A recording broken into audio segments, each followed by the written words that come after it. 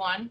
My name is Beth Nussbaum, and I am proud to serve as the Executive Director of the American Friends of the Open University of Israel. We are so pleased that you could join us today for the first in a series of virtual events with world thought leaders hosted by the American Friends of the Open University of Israel. The Open University of Israel is the largest university in Israel, educating over 48,000 students at its 70 satellite campuses and state-of-the-art online higher education learning platform.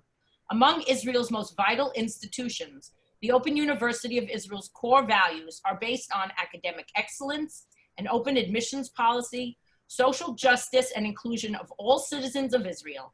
In fact, the current chancellor of the Open University of Israel is a former president of the Supreme Court of Israel, Dorit Beinish. Since its inception in 1976, the Open University of Israel has graduated tens of thousands of students.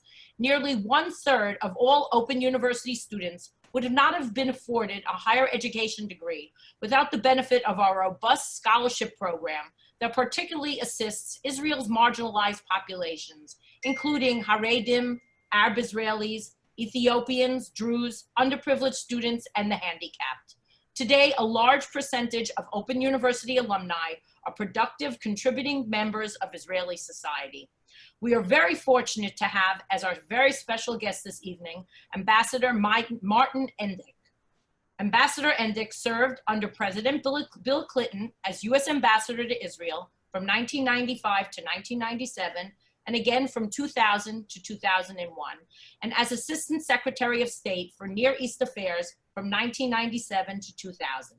During the Obama administration, Ambassador Indyk served as the U.S. Special Envoy for Israeli-Palestinian negotiations from 2013 to 2014. He currently serves as a distinguished fellow at the Council on Foreign Relations, is the author of several books, and is nearing completion on a book about Henry Kissinger. Ambassador Indyk will be joined in conversation by Eran Broshi, Chairman of the American Friends of the Open University of Israel. Please use the chat function to ask questions of the ambassador. Time permitting, we will get to as many as we can, while also including several that were sent to us in advance of this event. Let me now hand it off to you, Eran. Thank you, Beth. Martin, it's an honor and pleasure to have you here with us this evening. You've had a long and distinguished career helping shape and drive U.S. foreign policy with regard to the Middle East, and have been a keen observer and analyst around the Middle East for an even longer time. The Open University of Israel is, of course, a nonpartisan educational institution, and we believe these types of discussions are very much in the spirit of open dialogue and hearing a range of viewpoints from world leaders on issues related to Israel. And I know we in our audience will very much benefit from your broad perspectives. So let's jump right in. Let's start with U.S. Middle East policy. Earlier this year, you wrote a Wall Street Journal article with the provocative title, "The Middle East isn't worth it anymore," making the argument that with few vital American interests still at stake there, the U.S. should finally set aside its grandiose ambitions for this chaotic region. Please give us a perspective on where the Middle East fits in terms of broader U.S. policy interests and what has been driving U.S. Middle East policy. What policy objectives is the U.S. trying to achieve in its engagement with the Middle East today, and how have those objectives changed and evolved over the decades? Martin, please. Thank you, Ron. Good evening, everybody. It's a real honor for me to have the opportunity to speak to you, if only virtually, on behalf of the Open University of Israel, an institution which I have long admired from my many years of association with Israel. And I'm glad to be able to speak to its supporters tonight.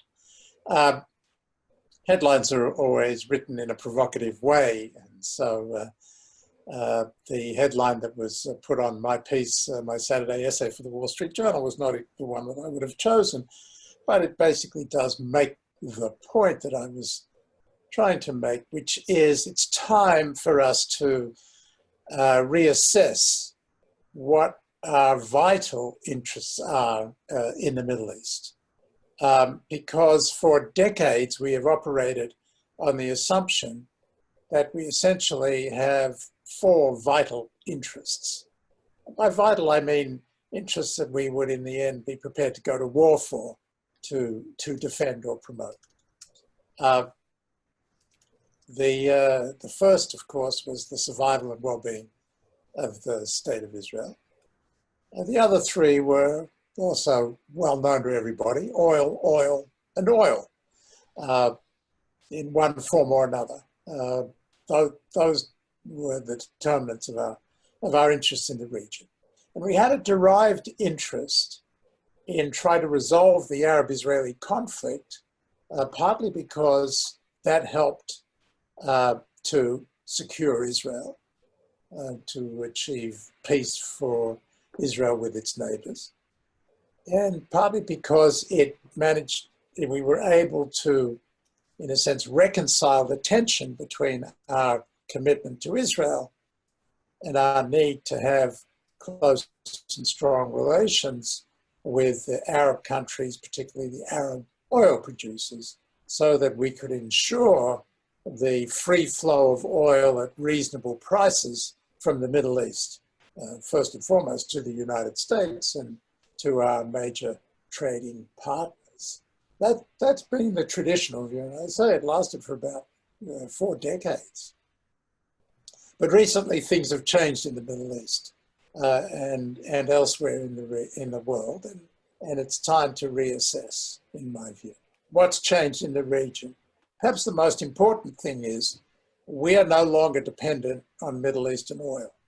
And it's not just that we are now potentially the largest oil exporter in the world, but it's also that we import very little from the Middle East. We're not dependent on it anymore. And the idea that we would go to war to protect the flow of oil to China, who's a major consumer of oil from the Middle East, is a kind of fanciful notion, especially because after more than 10 years of war in Iraq and in Afghanistan, I think the American people have become war weary and skeptical of the idea that sacrificing American lives and American treasure for our interests in the Middle East is worth it. So that combines with the fact that we have the rise of China as a strategic rival, the need to pivot to focus on Asia, away from the Middle East, something that started under the Obama administration, but has continued under the Trump administration, has also kind of shifted our focus and interests. And finally, there's Israel. And of course, we continue to have an abiding interest in Israel, in its survival and well-being, but its survival is no longer in question. This may shock some of the people listening, but it's the reality today. As Bibi Netanyahu says from occasion to occasion, Israel is now a world power.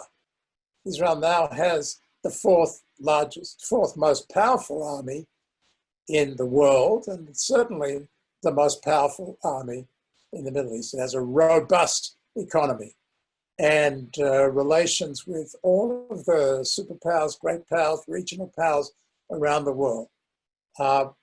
Israel has the ability to defend itself by itself, in part because of the largesse of the United States and the weapons and technologies we've sold or provided, actually, military assistance, and of course because of the technology sharing and the intelligence sharing that is very deep and very broad. And so as a result of all of these changes, we no longer have to contemplate the need to go to war to protect our interests in the region. And we need to downsize our ambitions to the nature of our interests. A good example of what I'm concerned about is when Secretary of State Pompeo declares that we have as an objective in Syria the removal of every Iranian boot, quote unquote. At the same time, as President Trump is announcing that we are withdrawing the remains of 1,000, only 1,000 troops that we have in Syria, the discrepancy between the grandiosity of our objectives and the reality of what we're actually prepared to commit to achieve them is very clear. And I think it's time to have a better sense of proportion about what it is that we really need to do in the Middle East and what kind of resources we need to devote to it. Thank you, Martin. One small technical request: if you can switch to speaker view, I am told the audience will see you better, or will see you. So one slight. Is that better? I was on speaker view. Now I'm on gallery view. That's the only options I have. Back to speaker view. I think that's the one to leave it at. Hopefully. Okay, that I think we're good. Thank you, Martin. So does that mean that the Middle East is no longer relevant from a U.S. policy perspective, or where do you see it sitting? Because there are certainly plenty of issues, and we'll get into them here in a moment. Various hotspots around the Middle East continue.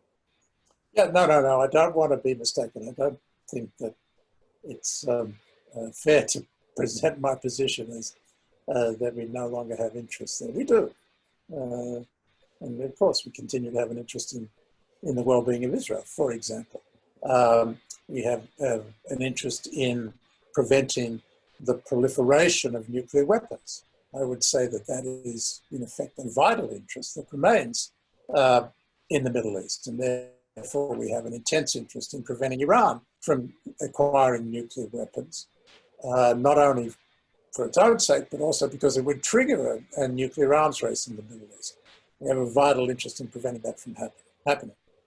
But I would argue, this is provocative, that we don't have a vital interest in resolving the Israeli-Palestinian conflict. We had a vital interest in resolving the Arab-Israeli conflict, as I described before, but US diplomacy went a long way in achieving an end to the state-to-state conflict between Israel and Egypt, between Israel and Jordan. We would have succeeded between Israel and Syria had not Syria then imploded into civil war so that it's no longer capable of launching war against Israel. Essentially, the state-to-state conflict between Israel and the Arab states has been over since Egypt made peace with Israel back in the late 1970s. So, I think that the issue has now come down to who rules in Ramallah, and that's not a strategic interest of the United States. It is a vital interest of Israel's, and Israel has, I would argue, a vital interest in resolving that conflict because it will affect the future of the Jewish state as a Jewish and democratic state, and we can get into that. But it's not a vital interest of the United States. Yeah. And that's part of the reason why you see that no American administration, Democrat, Republican, long before Donald Trump came along, has been prepared to make an issue, a vital issue out of settlement activity, for example. We oppose it. It's US policy has been up until Donald Trump to oppose it, sometimes vehemently, sometimes not. But we've never really been prepared to insist that Israel stop settlement activity because it's not vitally important to us. Yeah. Good. Well, we'll get into the Israeli-Palestinian situation, but let's touch on Iran first, because you underscored that it remains a vital interest. And maybe first just on the nuclear agreement with Iran, the JCPOA. It was inked now 5 years ago, and the hope, I think at the time by the US, the Europeans at least, was that in addition to containing the nuclear ambitions for some period, Iran would also curb perhaps some of its destabilizing behavior across the Middle East. But the JCPOA seems to now be coming quite apart, starting, of course, with the US withdrawal now 2 years ago. And last week, the IAEA in Vienna announced that Iran continues to increase its stockpiles of enriched uranium, is now in violation of essentially all restrictions outlined by the JCPOA. So before we even talk about the regional situation, in hindsight, was it a mistake by the Trump administration to unilaterally exit the JCPOA or at least exit in the way they did? And what are the options now to rein in Iran's nuclear program? The escalating sanctions have hit hard on the economy, the Iranian economy, but along with diplomatic isolation and the threat of possible US military force, they really haven't brought Iran to the table. And so what is the Iranian calculus as they're looking at this? And with the international looming is the international arms embargo that it's due to expire in October of this year. And the question of, can the US muster necessary UN Security Council support to extend it, or potentially argue in some way that the US is still a participant in the JCPOA and use the snapback provisions to avoid giving Russia and China the ability to block those. How do you see that playing itself out? Well, as your question implies, it's complicated. Yeah. And I think that we can all agree that the Iran nuclear deal was an imperfect agreement. But it nevertheless served an important purpose. It removed Iran's stockpile of enriched uranium. It put its plutonium plant into concrete. It took it out of commission. It imposed intrusive inspections on Iran's existing facilities or declared facilities. And so it took care of what few remember these days as what was in fact a clock ticking towards Iran acquiring nuclear weapons. And Iran was judged to be within a year of having a nuclear device. And people may remember that Israel was looking at preemptive action because preventative war to prevent Iran from acquiring nuclear weapons. We were in a very dangerous situation.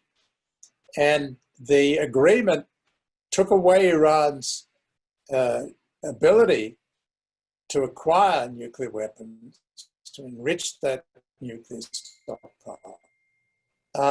But it only took it away for 10 years or so because of the sunset clause of the agreement. It bought 10 years. 10 years to try to find a way to reach an additional agreement with Iran, which would have taken away the threat of its nuclear program forever.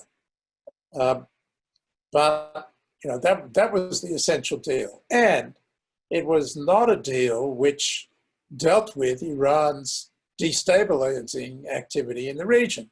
That too was something that you would try to use the 10-year breathing space to deal with that as well. But that was the logic of the agreement. It was a logic that I thought made sense, even though I felt it was an imperfect agreement. And I think had Hillary Clinton been elected, I know because I worked with her people on this, there would have been an effort to renegotiate the deal.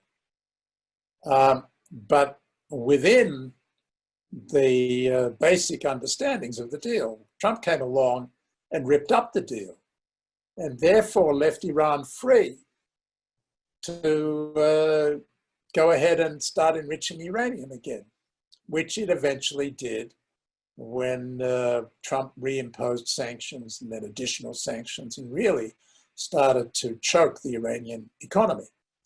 He thought that it would drive them to the table. And it actually looked for a moment like that could happen. But for that to happen, Trump would have had to indicate that he was willing to lift at least some of the sanctions that he had reimposed.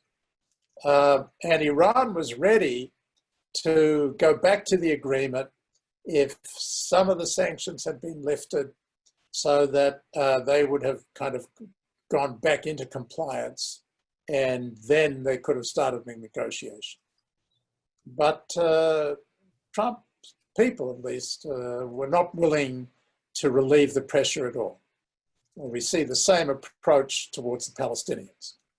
You put pressure on, you put more pressure on, you put maximum pressure on, in the belief that somehow by constantly ratcheting up the pressure, these countries or these leaders are going to bend to your will.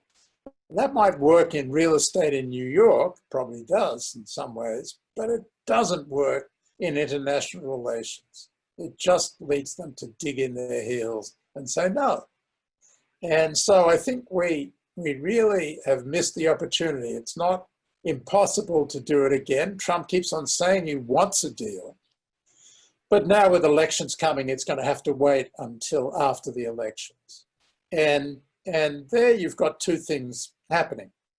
One is that the Iranians continue to enrich the uranium, continue to build their stockpile. It's low enriched uranium, but it moves them one step closer. And the maximum pressure that Trump is applying has not stopped them at all in that regard. And then there is the more complicated question that you asked about what happens when the limits expire on, and there's an attempt by the United States to get the rest of the international community to reimpose the sanctions, the snapback sanctions that you're talking about. And it's very hard to imagine that the Russians, the Chinese, Europeans even would go along with that because Trump left the agreement. So how can he insist that everybody else live up to the agreement when he left the agreement? So I think we are realizing now the answer to your question, which is it was a mistake to leave the agreement. As imperfect as it was, we should have used it as a platform and the sanctions, the reimposed sanctions, as leverage to renegotiate the deal, not to abandon the deal and then imagine that you can somehow force the Iranians to accept something else. Let us, I'll leave the regional question of Iranian activities off to the side just in the interest of time, but let me jump to the Israeli-Palestinian situation, since that is on many, probably everybody's mind in some fashion. And you know, we all know yesterday, 53rd anniversary of the end of the Six-Day War, and of course the conflict predates, you know, that time frame by a number of decades. The international community has long taken the view that an enduring two-state agreement is a worthy goal to resolve this conflict, to allow Israel to maintain its security and democratic character as the homeland of the Jewish people, while also providing self-determination and an opportunity for the Palestinians. And while the Trump administration has made several moves that have been generally very welcomed in Israel, including recognition of Jerusalem as Israel's capital, the embassy move, recognition of Israeli sovereignty over the Golan Heights, the Trump peace plan that was unveiled earlier this year does also call for a two-state solution, a different view of it, but a two-state solution with negotiations to finalize it. But I think most would recognize that given the deep mistrust between the parties, the prospects appear very remote at the moment for anything like that. The more immediate issue on the table is, of course, this potential unilateral annexation of Israeli settlements in the Jordan Valley that by Israel, which Prime Minister Netanyahu has vowed to move forward with by the 1st of July. And this has been met, of course, by condemnation by the Palestinians, by Jordan, significant concerns across the EU. Curious, Martin, your perspective, what is likely to unfold in the near term? You know, will the Israeli government move forward with this annexation? What's the US government's perspective at this stage? And if they were to move forward, what would be the likely fallout from such a move by the Palestinians, by the Arab states, by the international community? How do you see that playing out if that does indeed move forward? So July 1st is a target date. July 1st is when the window opens, or you could say the door opens for Netanyahu to move the annexation resolution in the cabinet. And if he cannot get blue and white, which has 50% of the vote in the cabinet, to go along with that, then he has the right under the agreement with Benny Gantz, the leader of Blue and White, to take it directly to the Knesset without a cabinet vote and promote it there. That's all fairly straightforward. Everything else is complicated and problematic and gets even more so every day. The first problem is the map. You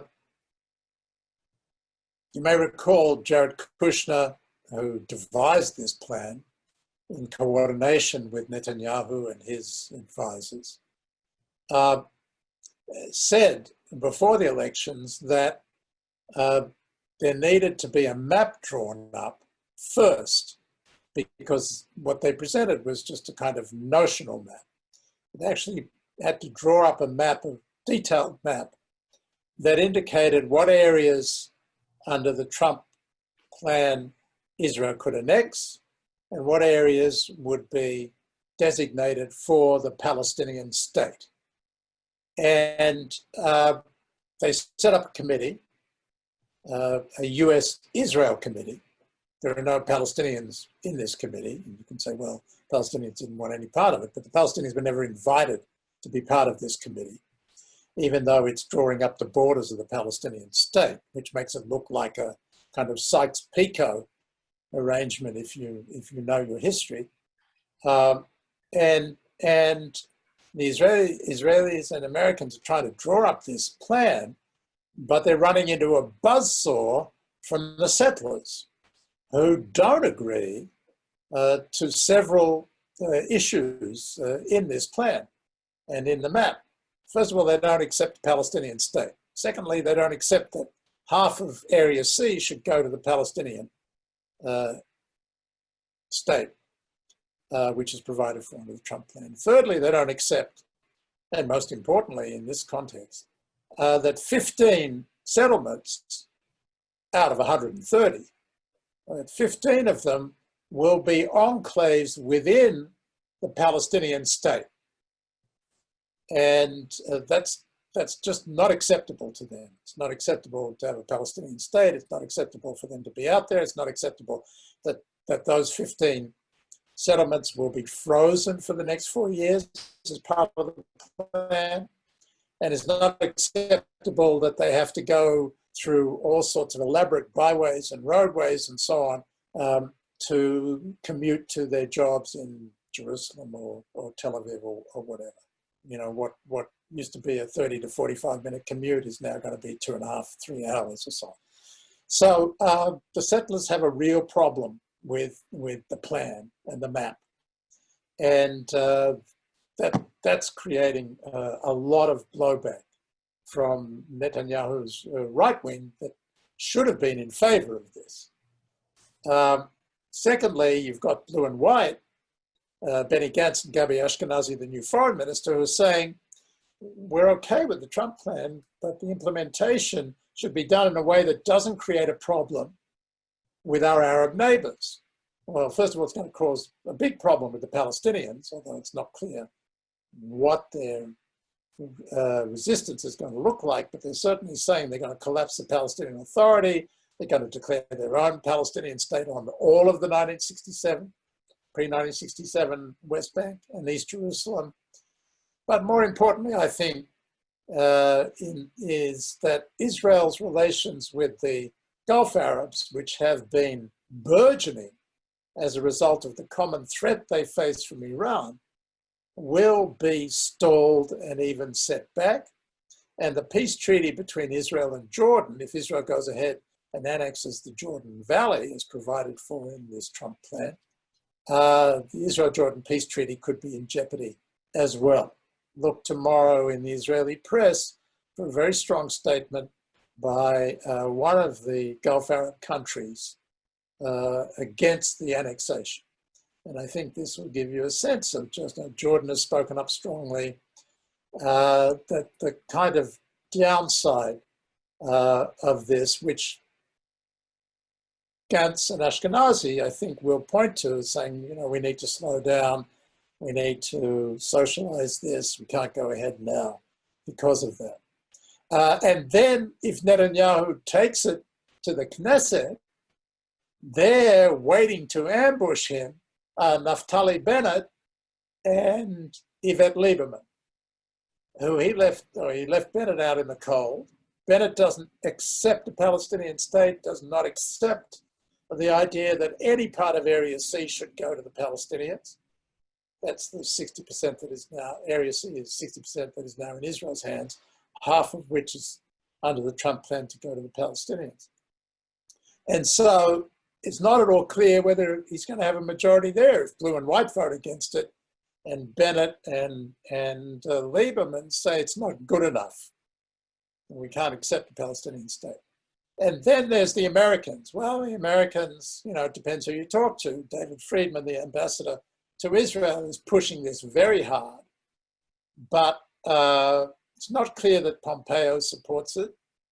And Jared Kushner, you know, going back to that idea of maximum pressure, believes that he can use the annexation, the threat of annexation, to drive the Palestinians to the table to negotiate on the basis of the Trump plan. So he's in no hurry to have the actual annexation go ahead either. And so what's going to happen? Well, in a way, it's anybody's guess. There are too many conflicting factors here, but I would say as at a minimum that when July 1st comes around, there's so much momentum behind the opposition to it, whether it's from the settlers, from the Arabs, or from the American Jewish community, which the vast majority is strongly against it as well because of the fear that this is going to jeopardize Israel's future as a Jewish and democratic state.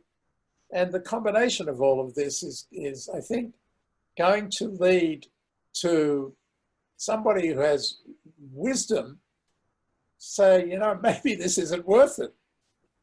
But we'll have to see how it plays out.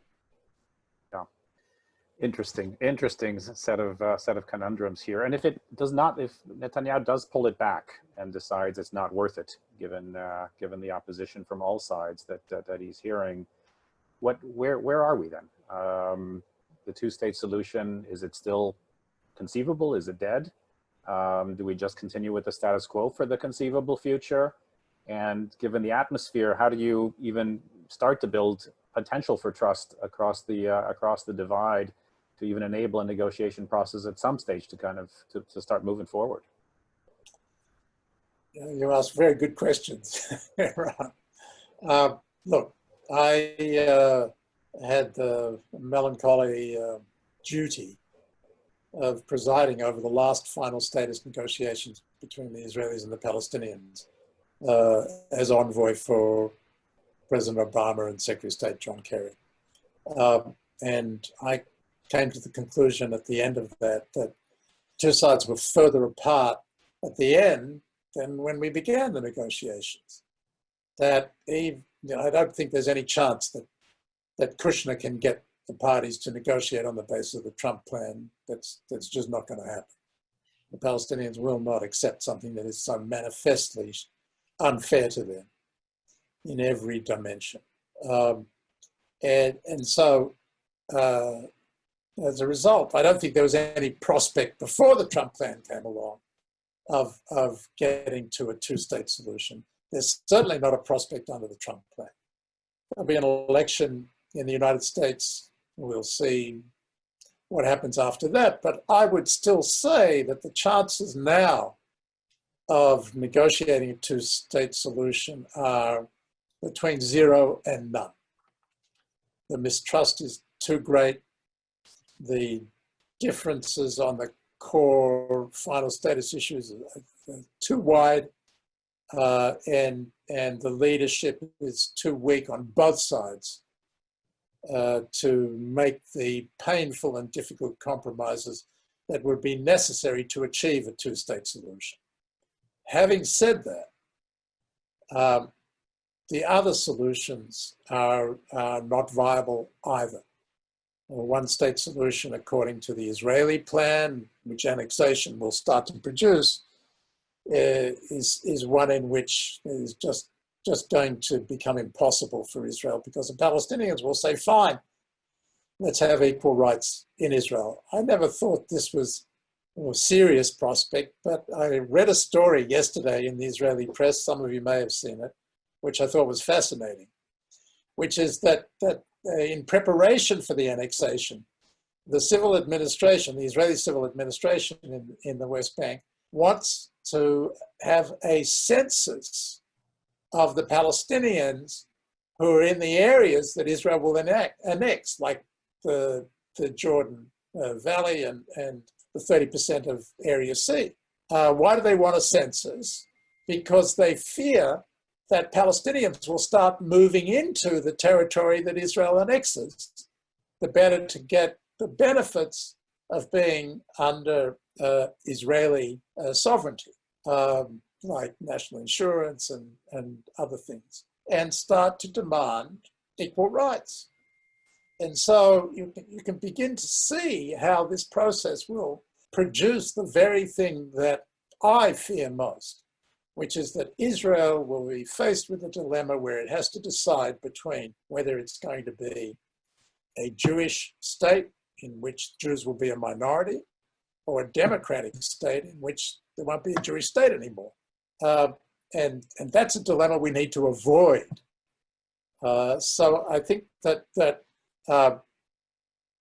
if you're looking for a solution rather than a continuation of the conflict, there is no alternative to separation between Israelis and Palestinians and establishment of an independent Palestinian state over time.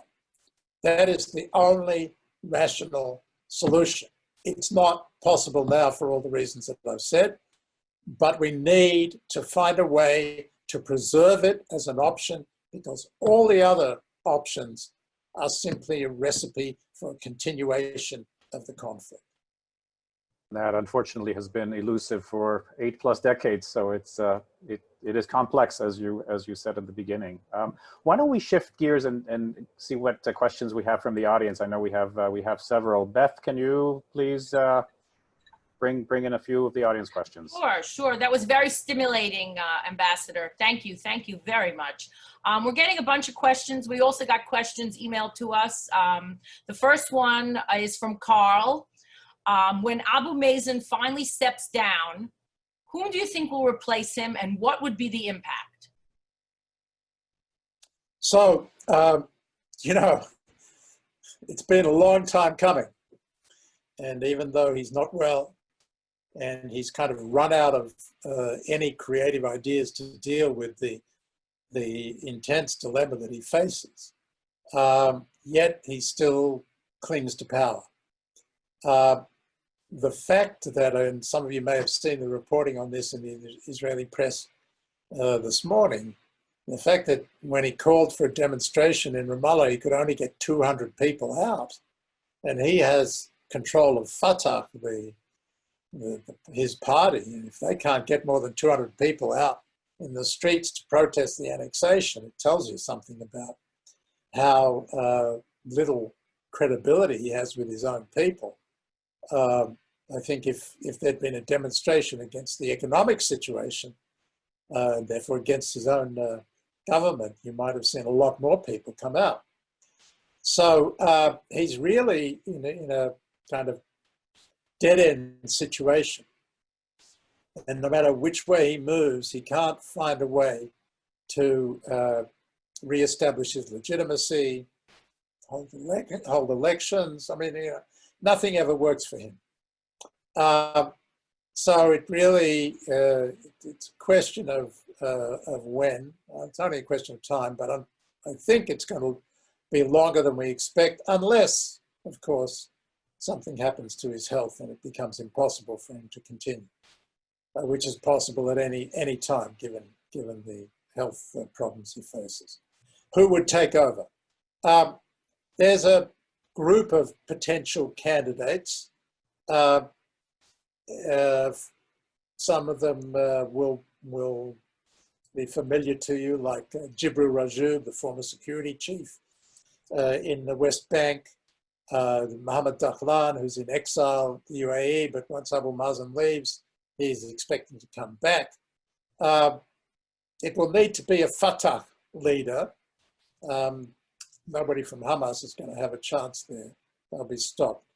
So I think that it's going to be one of those, or the current prime minister, Mohammed Shtayyeh. And people should take a look at him because he is taking advantage of Abu Mazen's silence, dilemma, sickness, whatever it is. He's coming forward. He's kind of setting the pace in his statements. He's benefited as other leaders have benefited from handling the COVID-19 crisis more or less well. And so he's emerging now as a potential candidate. I suspect that Abu Mazen will find a way to cut him down because he becomes a threat now. But he seems to me at this moment most likely to succeed. Great. We have a few questions about your book that you're writing. Edith asks, you're writing a book about Henry Kissinger. Did you get to interview him, and what is the focus of the book? Thank you, Edith. Nice to hear from you, if it's the Edith I know. So the book is on Henry Kissinger's diplomacy in the Middle East. You all will be more familiar than the general public with the fact that Henry Kissinger played a critical role in laying the foundations of the American-led peace process through the ceasefire he negotiated in the Yom Kippur War of 1973, and then the three agreements that he negotiated, two between Israel and Egypt, one between Israel and Syria, that laid the foundations then for the Israel-Egypt peace treaty and eventually the Israel-Jordan peace treaty. And he really laid the foundations. And he was amazingly successful in that. So having come off yet another failure in the efforts to reconcile the Israelis and Palestinians back in 2014 when I was Obama's envoy, I decided I wouldn't write about that. I'd write about where it all started and try to learn from Kissinger's successful diplomacy what we could do better in the face of the intractable nature of the negotiations between the Israelis and the Palestinians. So it's a book history about Henry Kissinger's negotiations. All of the documents are now available. He's a man of history, so he made sure that he documented every phone call, every conversation.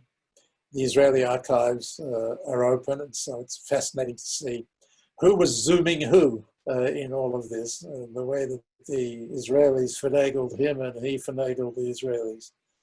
Golda, Moshe Dayan, Yitzhak Rabin were all big characters in this drama, as well as Hafez al-Assad and, of course, the great Anwar Sadat. So it's I think, a fascinating story. I hope readers will find it fascinating. Along the way, I try to illuminate it with my own experiences, having dealt with many of the same actors. And then I come to the conclusions, which I'll be glad to share with you on another occasion. But conclusions not just about his diplomacy, but about the way it could be employed for the future going forward. Did I interview him? Yes, I had 12 interviews with him in great detail. It was fascinating. Even at the age of 97, he just turned 97. He remembers the details of what happened during the Yom Kippur War amazingly. I can't remember what happened 3 years ago, and he can remember what happened 4 decades ago. Well, we look forward to seeing the book. I think we will shift back to one more question I have, and then we wanted to share some additional information with the audience.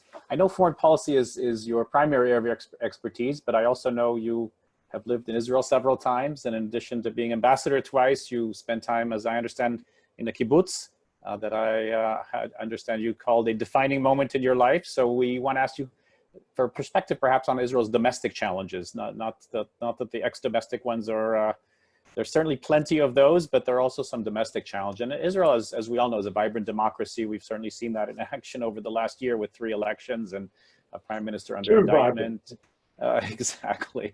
And finally, a unity government that was formed. And while the Israeli-Palestinian situation is, of course, of utmost concern for the international community, for Israelis, the main priorities, according at least to the polls, really revolve more around other topics: socioeconomic issues, security, corruption. And in spite of a strong economy over the last years, Israeli society does include a very high share of marginalized and economically disadvantaged groups. The Haredim, the Ethiopians, the Israeli Arabs, Druze, troubled youth, etc. And one of the highest, by the way, poverty and income inequality rates across the OECD. And of course, COVID-19 has now driven unemployment up to 25%. And it's those populations that have been particularly hard hit. That's the near term. In the longer term, there's some worrying trends. The most recent PISA test, which is the test that measures 15-year-olds' abilities across 79 countries, Israel slipped in the most recent test to 37th in reading, 41st in mathematics, and 42nd in sciences. And the percentage of failing students reached a 10-year high, and a larger gap between strong and weak students than any other participating country.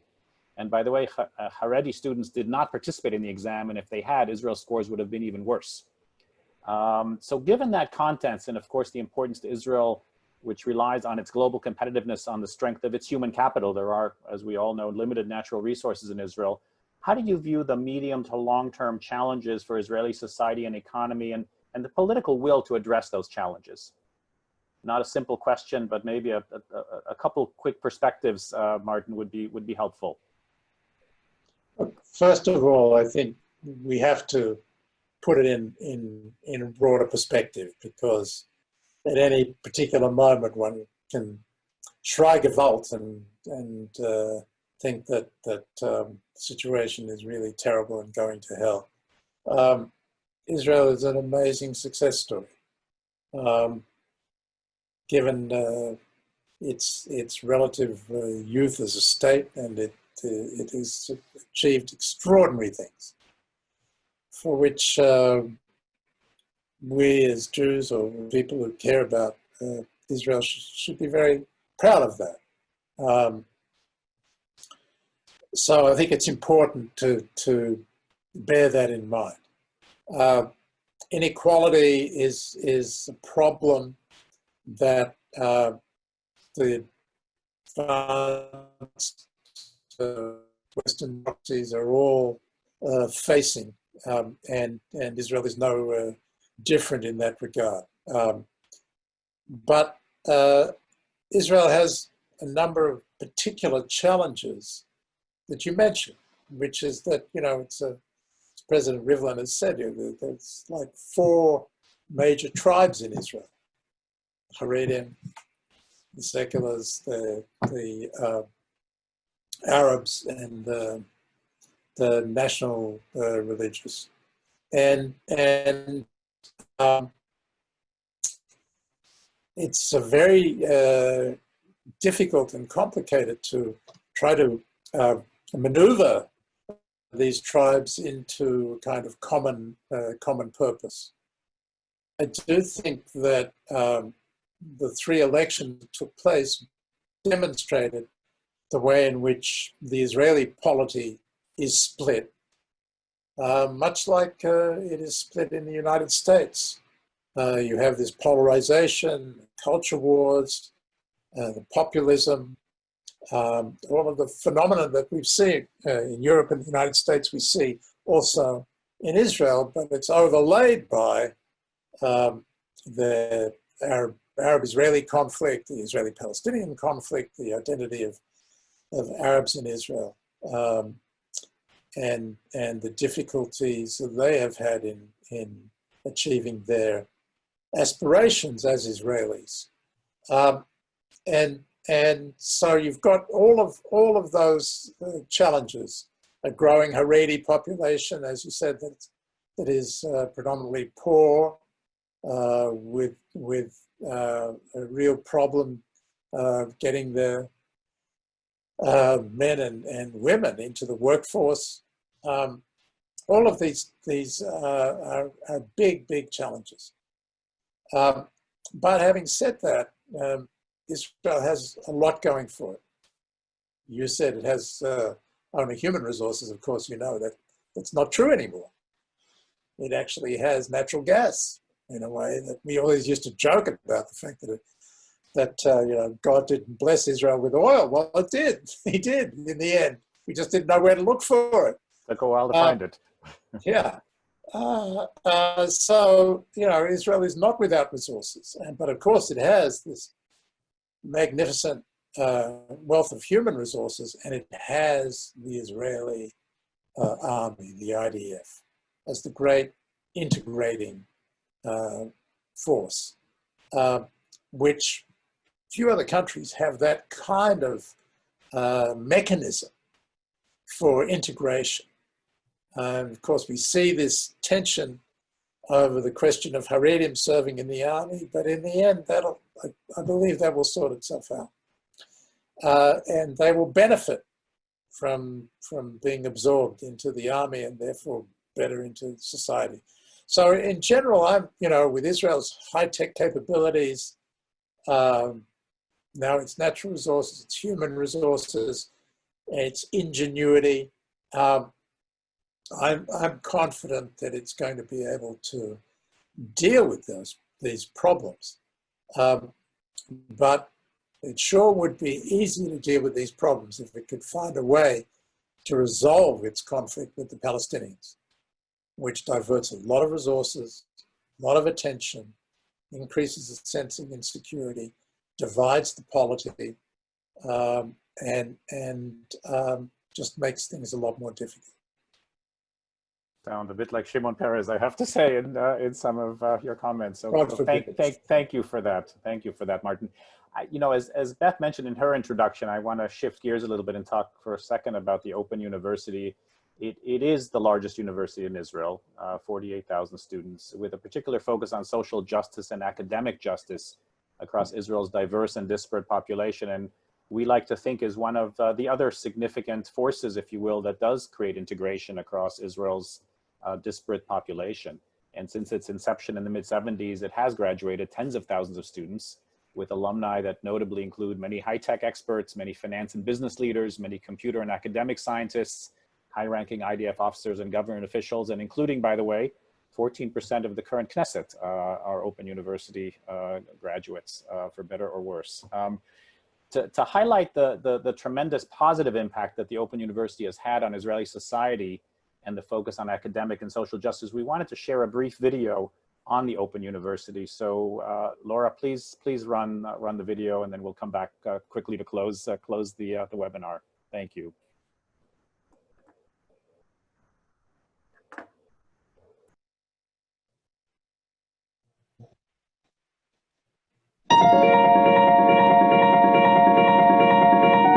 הייחוד של האוניברסיטה הפתוחה בעיניי הוא השליחות החברתית שלה. היכולת של האוניברסיטה הפתוחה לגשר על פני פערים בחברה הישראלית, להגיע לכל מקום, זה אחד התפקידים החשובים ביותר בחברה הישראלית ובמדינת ישראל. והתרומה של האוניברסיטה לעניין הזה אין לה ערוך. יש לנו 70 קמפוסים בכל רחבי הארץ, טכנולוגיות הלמידה הכי מתקדמות בעולם. אנחנו מביאים את הלימודים הביתה ברמה הכי גבוהה. כל מה שאנחנו מבקשים מהסטודנטים שלנו זה לרצות מספיק. אנחנו נעזור לך להגשים את החלום שלך להשכלה גבוהה ברמה אוניברסיטאית בהצטיינות. הרגע המרגש ביותר הוא המעמד של חלוקת התעודות. רואים בפסיפס של האנשים שצועד לקבלת התעודות את כל רבדי האוכלוסייה. העובדה שהאוניברסיטה מאפשרת לכל אחד לבוא ולקבל השכלה גבוהה, זה למעשה מימוש של הערבות ההדדית שיש לאזרחים הישראלים אחד כלפי השני. האוניברסיטה הפתוחה היא ההזדמנות לאפשר לאנשים להשתלב בחיים הכלכליים, האקדמיים, החברתיים של מדינת ישראל. חיילים ביחידות מובחרות שנותנים להם אפשרות לצאת ללימודים. האוניברסיטה הפתוחה היא מסגרת הכי מתאימה להם, כי גם הרמה האקדמית היא גבוהה ולא מתפשרת, וגם זה נותן להם אפשרות לממש את הפוטנציאל שיש בהם. אני בפרויקט של יוצאי אתיופיה. אני לומדת דרך שיעורים מקוונים, שזה לימודים אונליין. בתור אימא טריה זה כל כך עוזר לי, זה כל כך מקל עליי, זה פשוט כיתה לכל דבר. היכולת לנהל את הזמן ולהחליט מתי אני לומד מה ולפרוס את התואר לתקופה שנוחה לי אפשרה לי כעבור 6 שנים להגיע גם לעמדה בחירה בארגון וגם לסיים את התואר במקביל. יש בחור מקסים בן גילי שהוא סטודנט חדש באוניברסיטה הפתוחה שאני מלווה אותו. זה נתן לי הזדמנות לקחת קצת מהיכולות שאני קיבלתי גם בזכות האוניברסיטה ולפזר אותם קצת מסביב. האוניברסיטה הפתוחה נותנת הזדמנות לסטודנטים חרדים להשלים תואר ראשון איכותי של האוניברסיטה, וזו הזדמנות יוצאת מן הכלל. אין צורך במכינה קדם אקדמית או במבחן בגרות או פסיכומטרי, דברים כאלו. כל הסטודנטים שלומדים משתלבים בכל מיני מקומות עבודה, עם תואר מאוד מאוד נחשב, וזה השילוב הראוי של חרדים, ובהחלט גאה להיות חלק מהשילוב הזה. לי כאישה הבדואית, האוניברסיטה הפתוחה נתנה לי הזדמנות להגשים את החלום שלי. אני גרה בפזורה, כל הזמן חלמתי שאני אלמד באקדמיה. אבל שהיו לי ילדים, לא היה לי זמן ללמוד, אבל אחרי שסיימתי את הלידות שלי, אני הלכתי ללמוד. ואז בחרתי באוניברסיטה הפתוחה. זה למידה עצמית, ללמוד מרחוק בלי לצאת מהבית. לא ויתרו לי, כי זה המצוינות של האוניברסיטה הפתוחה. כשקיבלתי את התואר, אני כאישה בדואית הרגשתי שזה כבוד לי לסיים את התואר ב3 שנים קשות. ראיתי בעצמי שאני מודל לכל הנשים שפרצו את הדרך שלהם ללימודים. התחלתי ללמוד באוניברסיטה הפתוחה בכיתה ט' בחלק מהאקדמיה בתיכון. האוניברסיטה הפתוחה בעצם נתנה לי את הפתח הזה לעולם האקדמי. נבחרתי להיות באולימפיאדה האסיאתית בפיזיקה, ושם זכיתי בציון השבח, ובגלל ההישגים אז נבחרתי להמשיך לאולימפיאדה הבינלאומית, ושם זכיתי במדליית כסף.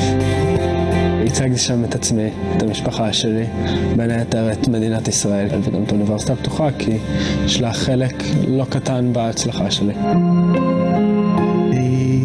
בחור עיוור, נכה בכבד שמיעה. חיפשתי מוסד שיהיה נגיש עבורי מבחינת חומרי הלימוד ושהלמידה תהיה מהבית, ולשמחתי האוניברסיטה הפתוחה נותנת לי את המענה הזה, גם נגישות וגם עזרה מקסימלית. מדעי המחשב זה משהו שאני עוסק בו ביום יום, אני בודק נגישות של אתרי אינטרנט ובמקביל אני ממשיך את הלימודים. אתה לא לבד, יש לך למי לפנות והאוניברסיטה עושה כל מה שהיא יכולה כדי לתת לך את המקסימום שתוכל ללמוד ולהצליח. האוניברסיטה הפתוחה הצילה אותי. אין לי בגרויות, אין לי 10 שנות לימוד. היו לי כל מיני קשיים בבית, הייתי במסגרות של נערות במצוקה, לא הייתי פנויה ללימודים. הערך עצמי שלי ירד. לא האמנתי שאני אוכל עוד לעשות משהו בחיים, לא רק ללמוד. בגיל 24 עלה הרעיון שיש אפשרות שהאוניברסיטה הפתוחה. נרשמתי לקורס אחד, לא האמנתי שאני אצליח, אבל אמרתי, מה אכפת לי, אני אנסה. עברנו את המבחן בודדים, ואני קיבלתי אז 96, שזה היה הציון הכי גבוה, והייתי עמומה. התחלתי לבכות, כי לא האמנתי שאני מסוגלת. אתה מגיע לשלב שאתה רוצה ללמוד, תהיתי איך אני אעמוד בזה.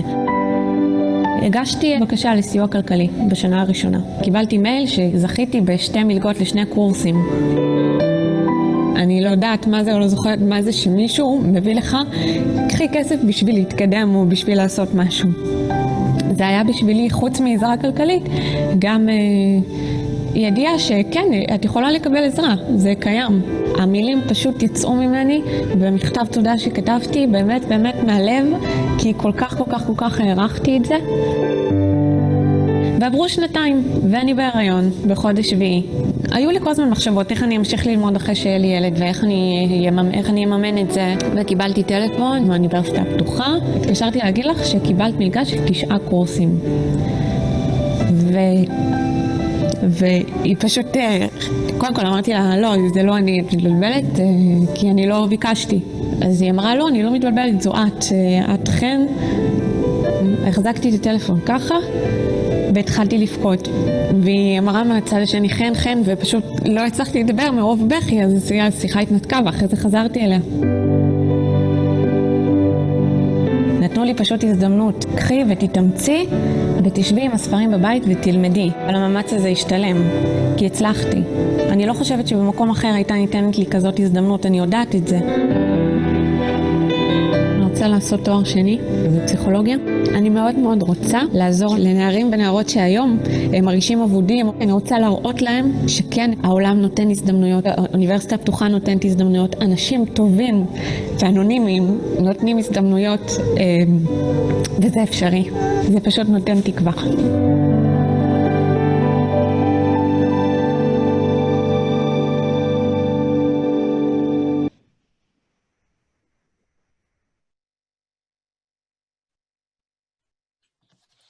Okay. Well, we hope that video gave you a bit of a perspective on the role that the Open University of Israel has on Israeli society and the impact. I want to really thank you, Martin, for the fascinating conversation. I wish we had more time. We clearly just scratched the surface, but really appreciate you making the time on your busy schedule and being with us this evening. And I also want to thank all of our audience. Thank you for joining us. Thank you for showing your commitment to Israel and the topics that we discussed today. If you enjoyed this program, please be on the lookout. We will be having additional virtual salons that we will be hosting. And if you're interested in additional information about the Open University, please visit our website at www.afui.org or find us on Facebook or LinkedIn. Thank you, everyone. Stay safe and have a wonderful weekend. Good evening. Thank you, Eran, and all the best to you. Thank you so much, Martin.